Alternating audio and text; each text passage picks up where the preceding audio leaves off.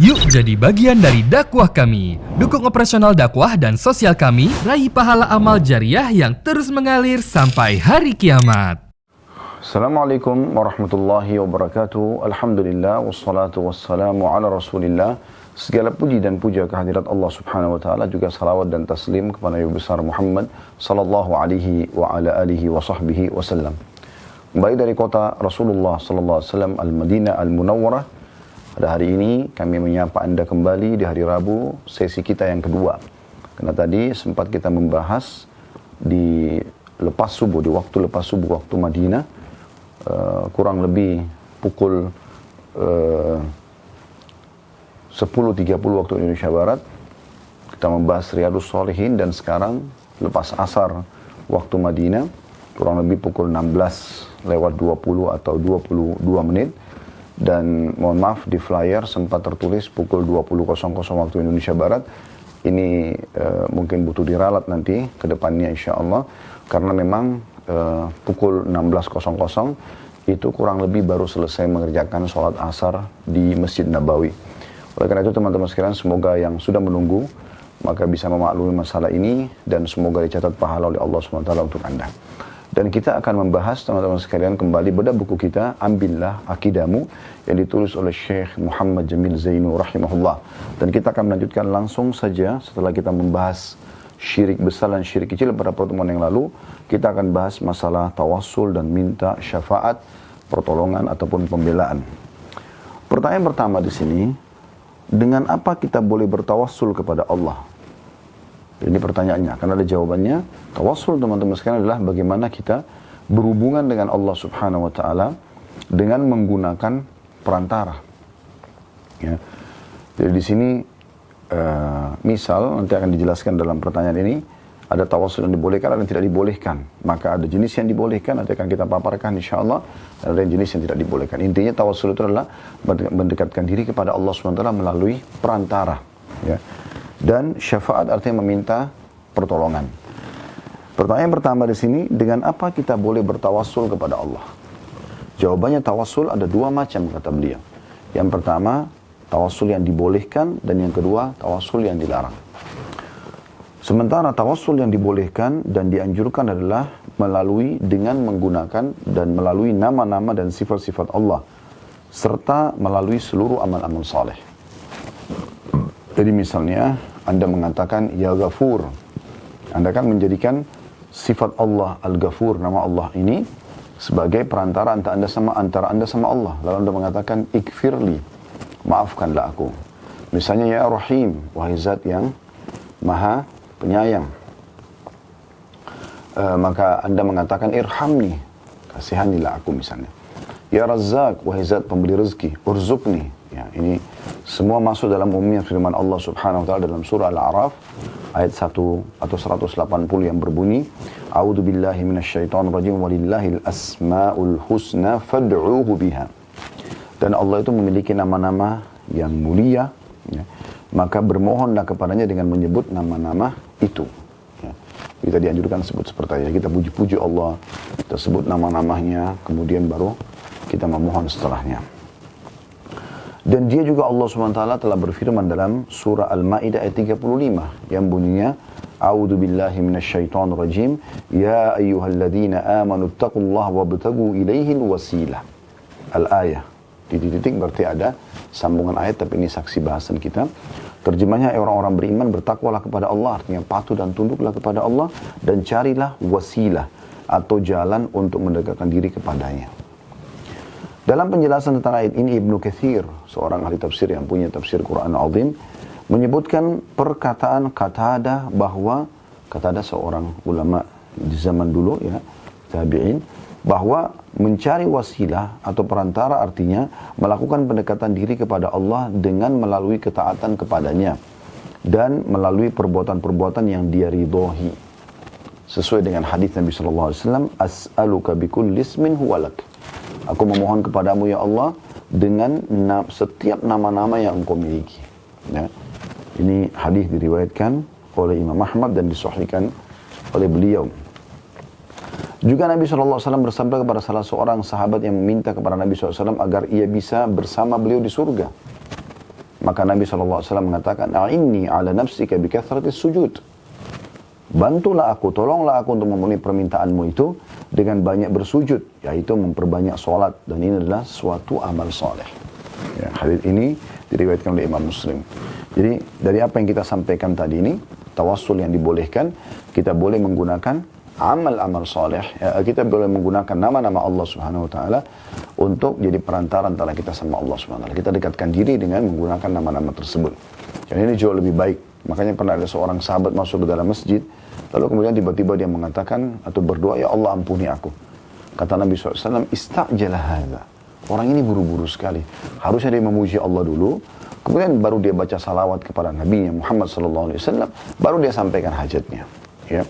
Jadi ini kita menjadikan ya, amal nama-nama Allah sebagai perantara antara kita sama Allah SWT.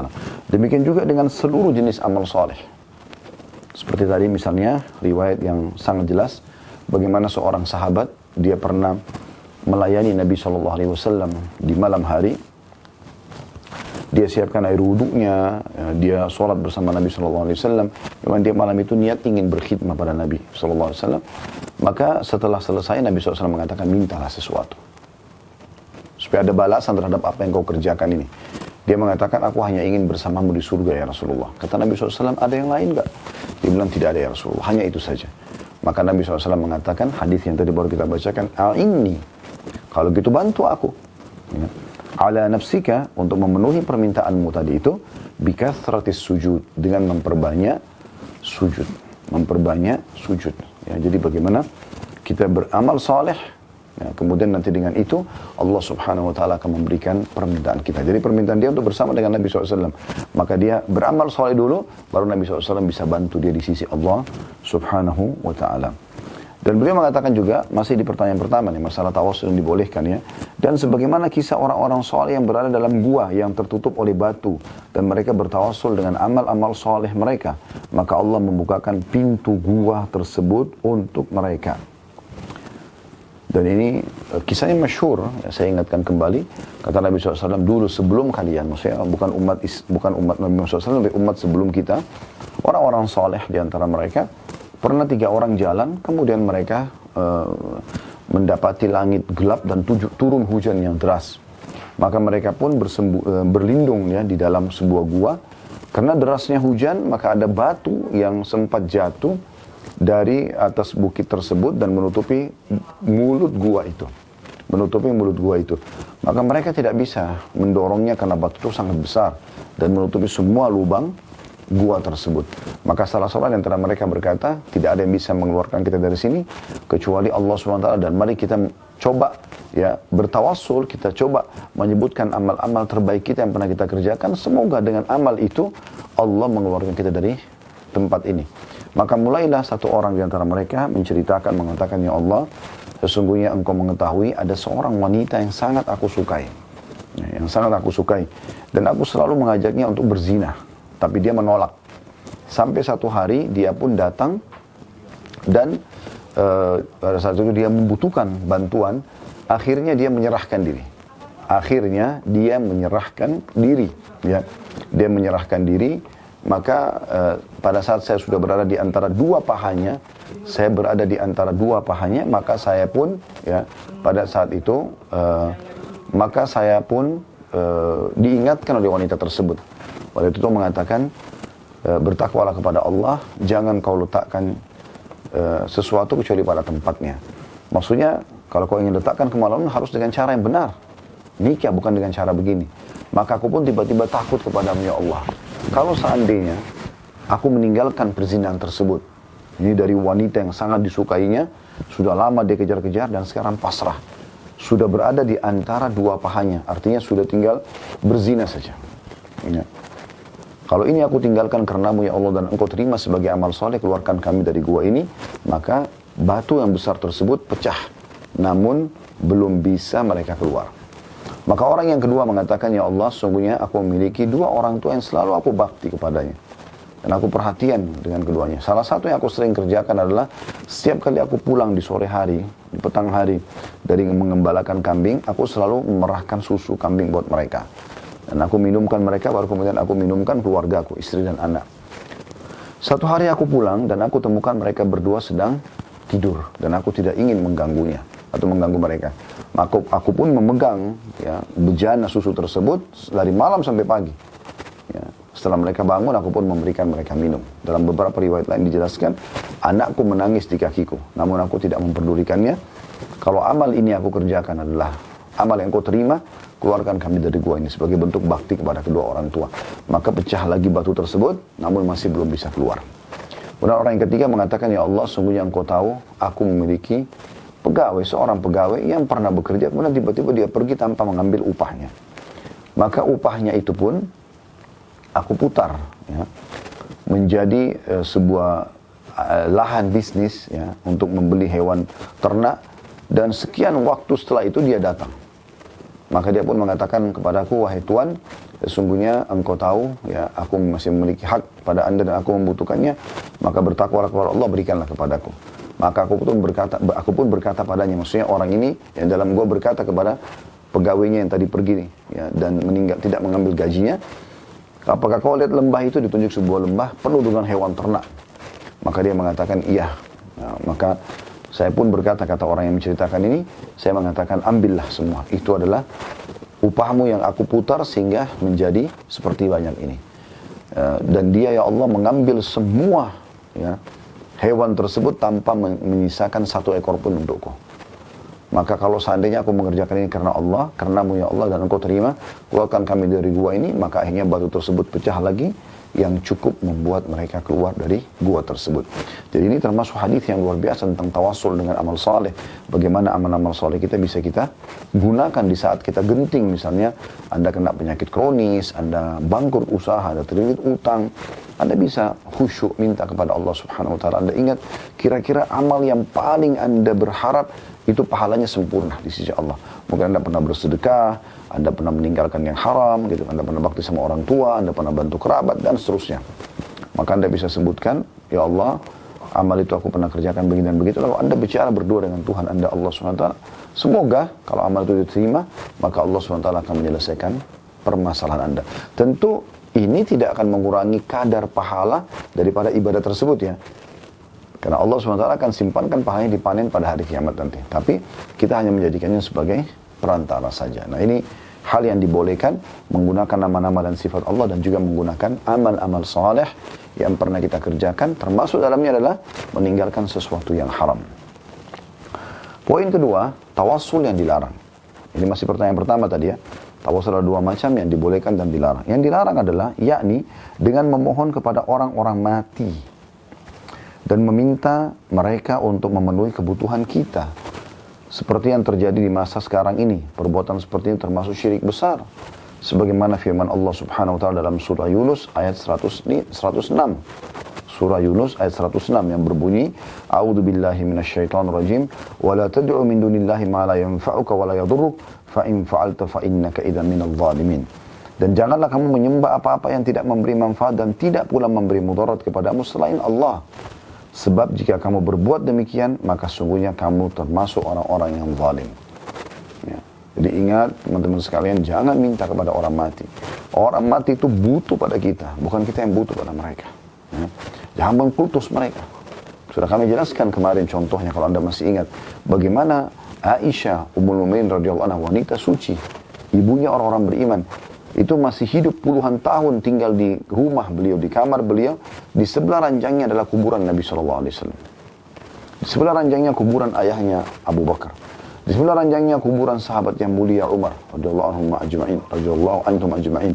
Tapi tidak pernah Aisyah ya, itu membuka rumahnya dan mengatakan, ambillah tanah kuburan ketiga kuburan ini, terutama kuburan Nabi kalian, taruhlah air supaya berkah, mintalah kepada mereka. Tidak pernah sama sekali. Ya. Nah ini hal yang jelas sekali gitu. Begitu juga para sahabat tidak pernah melakukannya pada kuburan Nabi SAW. Tidak pernah juga Nabi SAW menyuruh para sahabat mendatangi kuburan para nabi-nabi. Beliau kan bisa menunjukkan, di sini kuburan Nabi Syuaib, di sini kuburan Nabi Ayub, di sini kuburan Nabi Musa, di sini kuburan Nabi Isa. Lalu kemudian beliau pergi ke sana sebagai contoh buat umatnya, sehingga menjadi syariat kan gitu. Tapi beliau tidak lakukan, kenapa? Apakah kita lebih baik daripada Nabi SAW? Tentu saja tidak. Gitu kan?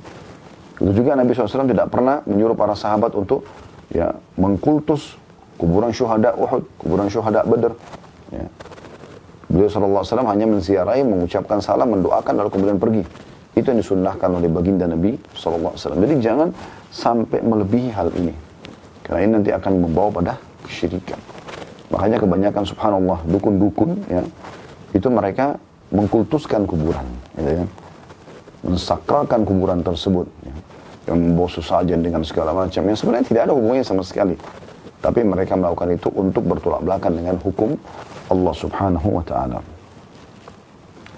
Kemudian beliau mengatakan, adapun bertawassul dengan kemuliaan Rasulullah SAW seperti mengatakan, ya Rabbku, dengan kemuliaan Muhammad SAW, sembuhkanlah aku, maka itu termasuk tidak dibolehkan juga.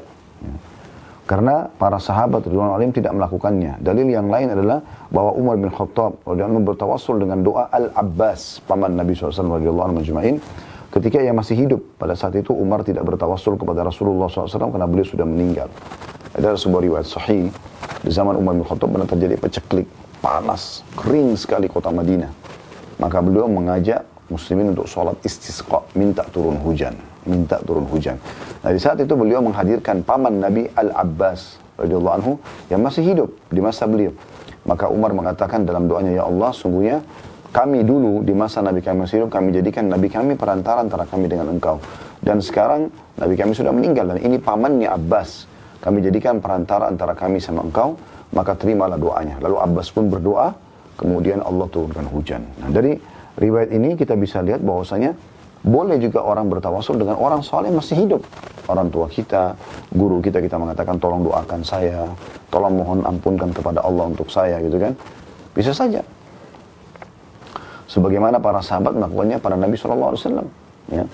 Tapi setelah Nabi SAW meninggal, setelah orang tua kita meninggal, sesoleh apapun orang yang kita kenal dari guru-guru kita, maka tidak boleh lagi kita minta kepada mereka untuk bertawassul dengan mereka setelah mereka meninggal. Kata beliau, tawassul seperti ini dapat menyeret kepada perbuatan syirik nantinya. Kalau orang melakukannya, ya maksudnya dia datang kepada orang yang sudah mati lalu minta-minta, ya.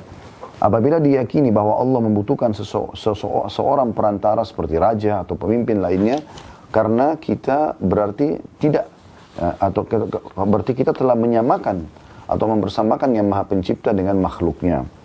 Ya, jadi ini bisa dikuatkan dengan riwayat yang kami sebutkan kemarin, ya. Bagaimana para sahabat ridwanullah alaihim kalau sendal mereka putus, mereka mengangkat tangan ke langit lalu langsung minta kepada Allah subhanahu wa ta'ala. Itu pertanyaan pertama tentang tawassul yang dibolehkan dan tawassul yang tidak dibolehkan. Pertanyaan kedua, apakah doa itu memerlukan perantara manusia? Jawabannya tidak, sama sekali tidak. Allah SWT berfirman dalam surah Al-Baqarah ayat 186. A'udzu billahi minasyaitonir rajim wa idza sa'alaka 'ibadi anni fa inni qarib. Al-ayat. Dan apabila hamba-hambaku bertanya kepada Muhammad tentang aku, katakanlah bahwasanya aku sangat dekat. Dan lanjutan ayat itu, ujibu da'watad da'i idza da'an. Aku akan jawab panggilan orang-orang menyeru kepadaku. Falyastajibu li. Oleh karena itu mereka, ya, mengarah kepadaku. Wal yu'minu bi, mereka beriman kepadaku. La'allahum yarshudun. Semoga mereka mendapatkan petunjuk itu.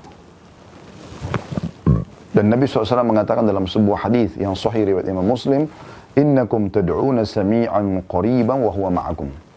Sesungguhnya kalian telah sedang memohon kepada zat yang maha mendengar lagi maha dekat, dan dia Allah senantiasa bersama kalian dengan ilmunya. Ya. Jadi Allah subhanahu wa ta'ala selalu bersama dengan kita. Kita tidak butuh perantara. Jadi, apalagi orang mati ya kita bicarain. Kalau orang masih hidup masih bisa. Itu pun kita minta kepada dia agar dia memohon kepada Allah subhanahu wa ta'ala. Pertanyaan ketiga, bolehkah meminta kepada orang yang hidup untuk mendoakan kita? Jawabannya iya, diperbolehkan meminta doa dari orang yang masih hidup untuk kita. Dan tidak diperbolehkan meminta doa dari orang yang sudah mati. Sebenarnya sudah dijelaskan, ya.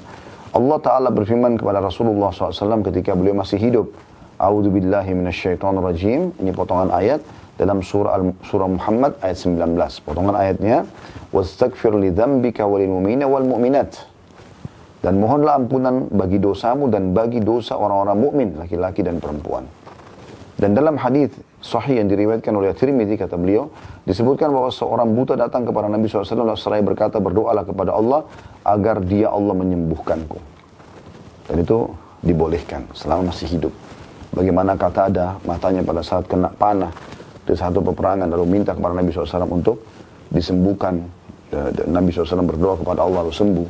Bagaimana Abdullah bin Abi Atiq radhiyallahu anhu yang kakinya patah pada saat selesai menjalankan misinya membunuh seorang penjahat Yahudi yang selalu menyerang Nabi SAW, menyerang Islam, Abu Rafi' namanya. Maka dia jatuh dari tangga di benteng itu, dan kakinya patah, lalu dia melapor kepada Nabi SAW, lalu Nabi SAW berdoa sambil mengusap ya, tulang keringnya, dan akhirnya sembuh gitu kan. Dan sekian banyak kisah-kisah yang berhubungan dengan seperti ini. Tapi itu di saat Nabi SAW masih hidup. Setelah Nabi SAW meninggal, tidak ada satupun riwayat para sahabat melakukan itu kepada kuburan Nabi ataupun ya apa yang Nabi SAW tinggalkan. Kemudian pertanyaan keempat, kalau begitu apa tugas Rasulullah SAW? Maka jawabannya tugas Rasulullah SAW adalah untuk menyampaikan risalah agama selama beliau hidup, gitu kan? Setelah beliau meninggal sudah selesai, beliau sudah sempurnakan penyampaian agama ini. Allah SWT berfirman dalam surah Al-Maidah ayat 67, A'udzubillahi minasyaitonirrajim, ya ayyuhar rasul balligh ma unzila ilaika min rabbik. Wahai para rasul, wahai rasul, maksudnya Nabi Muhammad SAW, sampaikan apa yang diturunkan kepadamu dari Rabbmu. Itu tugas utama Nabi Muhammad SAW. Dan Nabi SAW bersabda ketika menanggapi sahabat yang berkata, kami bersaksi bahwa engkau telah menyampaikan risalah. Maka beliau mengatakan, Allahumma syhad. Ya Allah, saksikanlah. Dalam hadis riwayat Imam Muslim. Ya. Pertanyaan kelima, dari siapa kita meminta syafaat Rasulullah SAW, pertolongan Nabi? Dari mana kita bisa minta? Jawabannya kita meminta syafaat Rasulullah SAW dari Allah. Langsung. Allah Ta'ala berfirman, ya, surah Zumar ayat 44, A'udhu billahi minasyaitonirrajim, Kul lillahi syafa'atu jami'a. Katakanlah hanya kepunyaan Allah lah syafaat itu semuanya. Kalau Nabi SAW masih hidup, lalu kita datang dan mengatakan, ya Rasulullah, ya berikanlah, mintalah kepada Allah agar syafaat anda diberikan kepadaku pada hari kiamat. Tidak ada masalah. Nabi SAW sudah meninggal, lalu anda mengatakan, ya Rasulullah, berikanlah syafaat anda kepadaku. Nabi sudah meninggal, ini tidak dibenarkan. Tapi anda minta kepada Allah SWT, walaupun Nabi SAW sudah meninggal, agar anda mendapatkan syafaat Nabi SAW. Dan anda bisa mengamalkan banyak hadis-hadis Nabi SAW yang memudahkan kita mendapatkan syafaat beliau. Contoh misal, hadis Nabi SAW, siapa yang membaca 10 kali salawat kepadaku di pagi hari dan 10 kali di sore hari. Makanya ulama memasukkan dalam zikir pagi petang ini, maka dia akan mendapatkan syafaatku pada hari kiamat. Begitu juga dengan hadis yang lain, hadis sahih tentang doa yang dibaca selepas azan. Kata Nabi SAW, kalau kalian dengarkan muadzin, ucapkanlah seperti yang diucapkan oleh muadzin, lalu mintalah kepadaku al-wasilah. Karena dia adalah satu tempat saja di surga, termewah, terindah, tertinggi. Dan itu hanya dimiliki oleh satu orang saja. Dan aku berharap satu orang itu. Siapa yang minta untukku al-wasilah, dia akan mendapatkan syafaatku. Maka ada cara untuk mendapatkannya, gitu kan? Ada cara, tapi tidak dengan memanggil Nabi SAW yang sudah meninggal. Ini yang dimaksudkan. Nabi SAW mengajarkan para sahabat, kata beliau ridwanullah alaihim, untuk mengucapkan, ya Allah, jadikanlah dia, yaitu Nabi SAW, sebagai orang yang mensyafaatiku. Hadis ini diriwayatkan oleh Tirmidzi dan dikatakan hadis ini hasan sahih.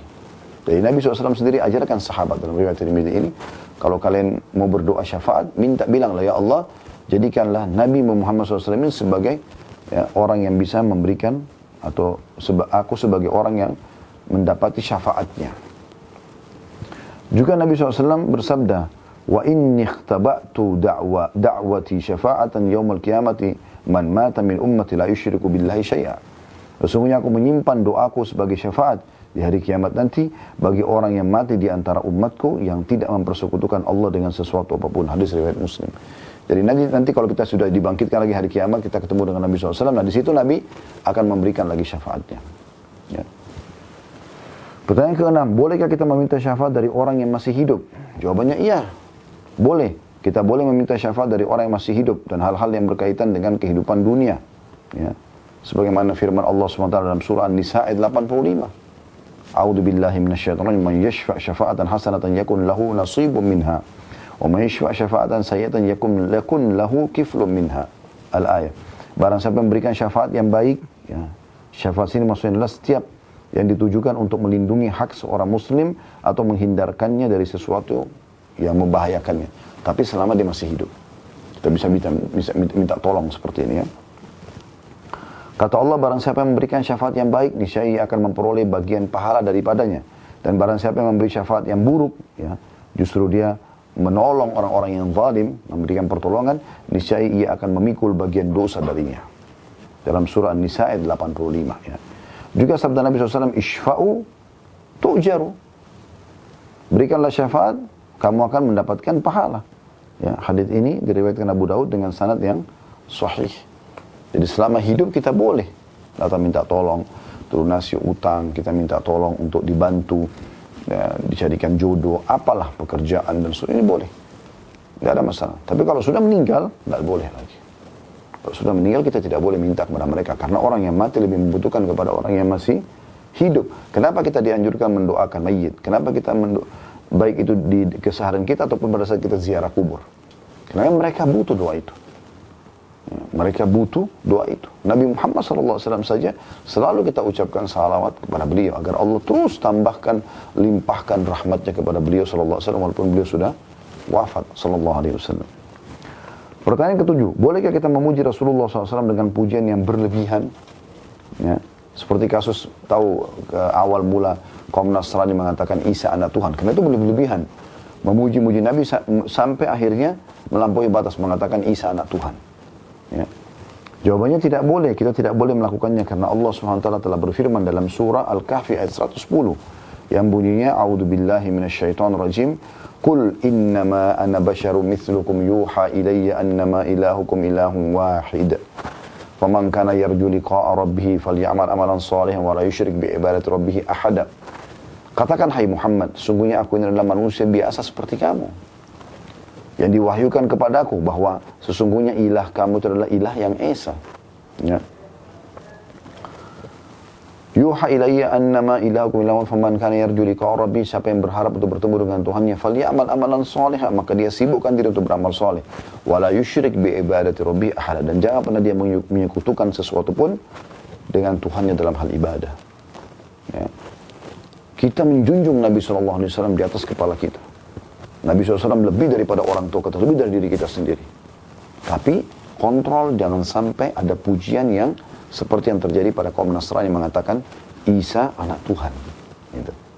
Nah ini perlu digarisbawahi. Tapi kita selalu bacakan salawat pada Nabi SAW, kita muliakan beliau, kita pelajari sejarahnya, kita bela kalau ada yang mencoba mencoreng nama beliau. Kita hidup mati untuk Nabi SAW. Tapi khusus masalah puji-pujian yang melampaui batas, apalagi sampai itu adalah pujian untuk Allah Subhanahu wa taala, maka jangan sampai kita mencapai ke sana gitu ya. Juga sabda Nabi SAW sendiri dalam hadis yang sahih riwayat Bukhari. Beliau mengatakan la tatruni kama atratin nasara Isa bin Maryam fa innama ana abduhu faqulu abdullahi wa rasuluh. Janganlah kalian memuji aku dengan berlebihan, kata Nabi SAW. Seperti yang dilakukan kaum Nasrani terhadap Isa putra Maryam. Mereka mengatakan karena puji-puji Isa berlebihan sampai mengatakan Isa adalah anak Tuhan. Sesungguhnya aku hanyalah hamba Allah, maka katakanlah Abdullahi wa Rasuluh, hamba Allah dan Rasulnya. Ya, jadi ini yang paling bagus. Kita mengatakan Rasulullah, Nabiullah, ini pujian yang paling mulia. Karena kita mengikrarkan tentang dia adalah utusan Allah Subhanahu wa taala sallallahu alaihi wasallam. Ya. Kita seru beliau dengan utusan Allah, hamba Allah, Rasulullah, Nabiullah, gitu kan. Kita juga memanggil Nabi SAW dengan nama-namanya yang mulia. Nabi Muhammad SAW, ada nama beliau Ahmad. Beliau mengatakan, li khamsu asma, saya memiliki 5 nama. Beliau punya mengatakan, ana Muhammadun wa ana Ahmadun.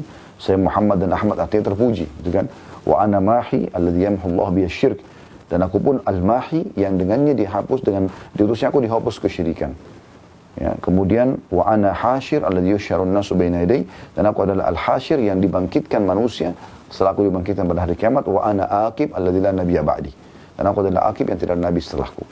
Nah, kita bisa memanggil Nabi SAW dengan nama-nama yang mulia, ya, nama-nama yang mulia, ya. Kita boleh mengatakan itu. Kita juga boleh mengatakan Sayyidina Muhammad SAW, ya. Tuhan kita Nabi Muhammad SAW kita puji. Nabi Muhammad SAW boleh, tapi jangan sampai berlebihan sehingga membuat kita akhirnya ya masuk dalam bab gulu atau berlebihan. Dan ini poin yang harus digarisbawahi tentunya. Ya, Allahu a'lam.